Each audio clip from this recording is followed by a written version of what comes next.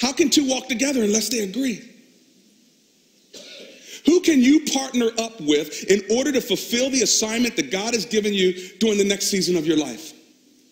God loves networking folk. He sees things in ways that are awesome. When God brings somebody across your path, just ask God, why are they there? Now, let me say something else to you. I wasn't planning on saying this, but let me make it clear. When you hook up and connect with people, make sure you're asking God about the purpose for it. Now, let me get real practical in the church. People will come to me and they'll want to sell me something because maybe they have a multi-level marketing product. I'm not against multi-level marketing. It's one of the quickest ways to get some financial wealth quickly. But when you're in church, you know what they teach them, right? They go to conferences and they say, find the biggest fish you know that know a lot of people. So where do they come? They come to me. They want to sell me a product and then they want me to turn around and sell it to all of you. Now listen, I'm going to tell you what I tell them because this is going to help you.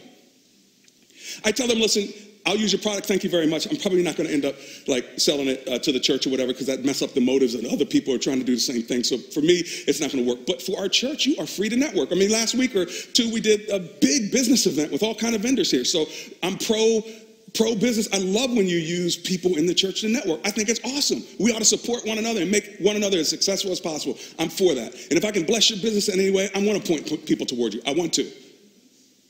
You know, I want to do it.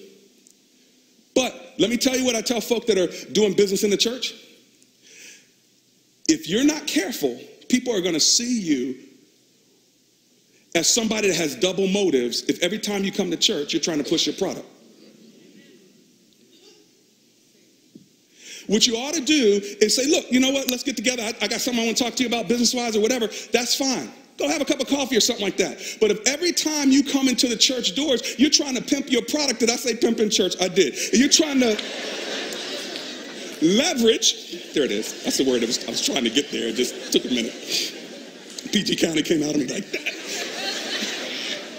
Leverage your particular thing. If every time you show up, that's what people see, then they're going to question your motives, and they're going to do the whole, hey, it's so great to see you, sir, and move right on really quickly. Do you want to be that person? No. And so I love the idea of partnering up. I love the idea of networking, but I'm saying for your church, you want to make sure that you have some class and that you have a better strategy than making Sunday mornings a time when you pass out all of your cards and try to get all the business you can get. That may not be the purpose of why God wanted you to come to church. He may actually want your focus more than anything else. And then what comes out of that are blessings that are unspeakable. Okay, I'm done with that piece. Now,